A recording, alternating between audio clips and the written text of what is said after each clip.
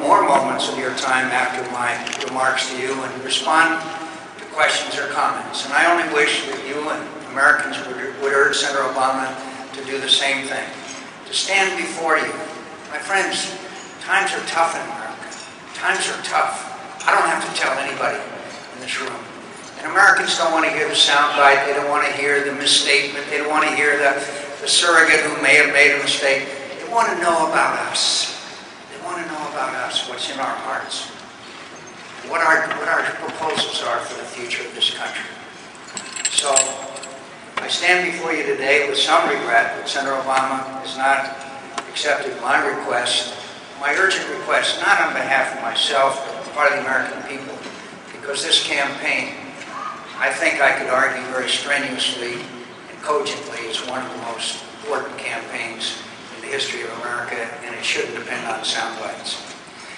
My friends, there are several issues I want to discuss today, but let me begin with the one that concerns all Americans the most, the economy.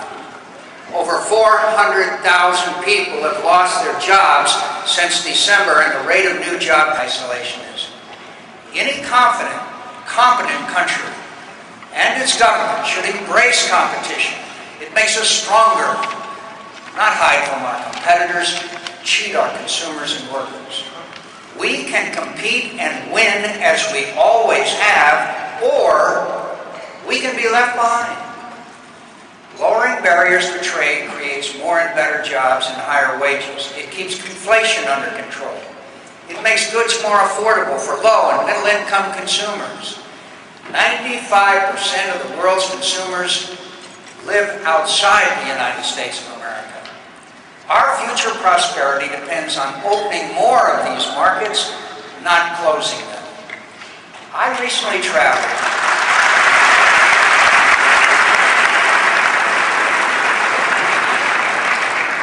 traveled to Colombia and Mexico because I understand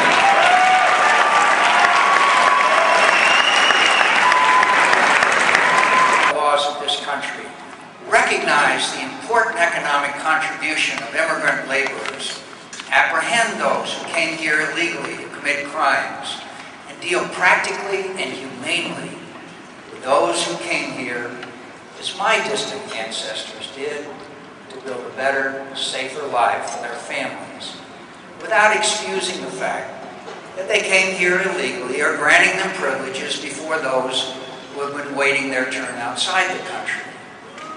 Many Americans didn't believe us when we said we would secure our borders, so we failed in our efforts. I don't want to fail again. To achieve comprehensive immigration reform, and we must not. We must prove we have the resources to secure our borders and use them while respecting the dignity and rights of citizens with legal residence and those of legal residents of the United States of America.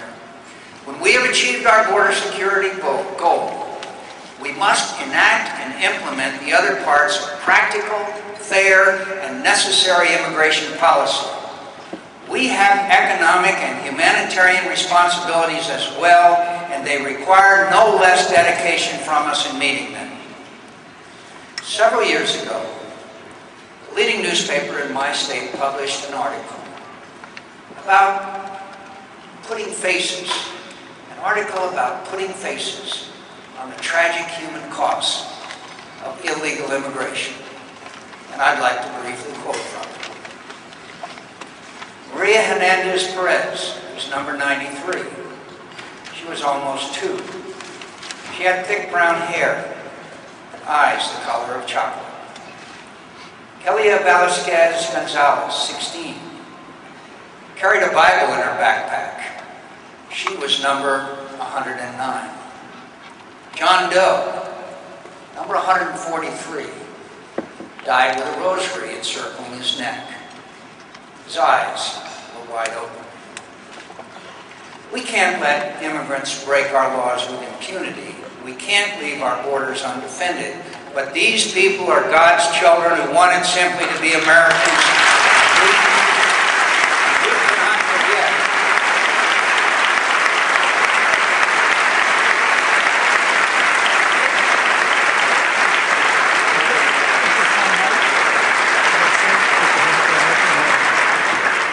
not forget the humanity God commands of us as we seek a remedy to this problem.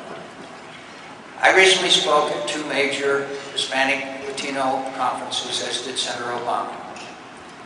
I didn't use those occasions to criticize Senator Obama. I would prefer not to do so today. But he suggested in his speeches there and here that I turn my back on comprehensive reform out of political necessity. I feel I must, as they say, correct the record. At a moment of great difficulty in my campaign, when my critics said it would be political suicide for me to do so, I helped author with Senator Kennedy comprehensive immigration reform and fought for its package not one but twice.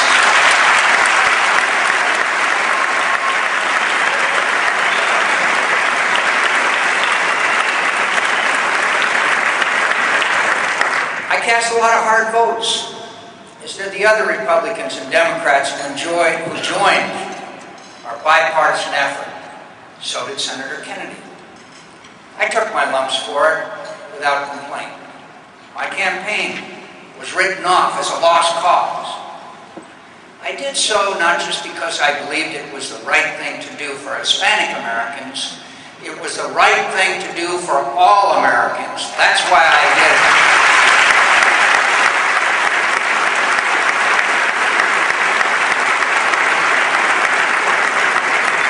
Senator Obama declined to cast some of those tough votes. He voted for and even sponsored amendments that were intended to kill the legislation. Amendments that Senator Kennedy and I voted against. I never asked for any special privileges from anyone, just for having done the right thing. Doing my duty to my country is its own reward. But I do ask for your trust that when I say I remain committed to fair, practical, and comprehensive immigration reform, I mean it. I mean it.